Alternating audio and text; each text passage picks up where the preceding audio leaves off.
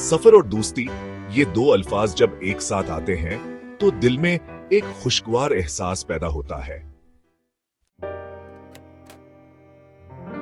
सफर सिर्फ मंजिल तक पहुंचने का नाम नहीं होता, बल्कि वो यादें होती हैं जो रास्ते में बनती हैं। और जब ये सफर दोस्तों के साथ हो तो हर पल एक नई सीख लेकर आता है।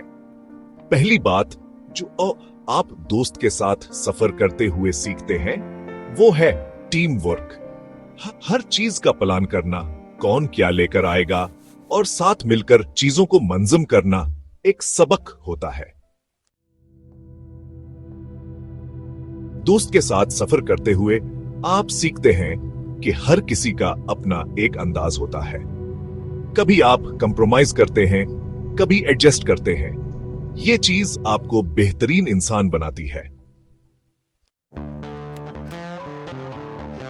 रास्ते में मसाइल भी आते हैं, लेकिन ये आपको दिखाती हैं कि मुश्किल वक्त में कैसे साथ दिया जाता है। हर मसला एक कहानी बन जाती है जो बाद में याद करते हुए हंसी आती है।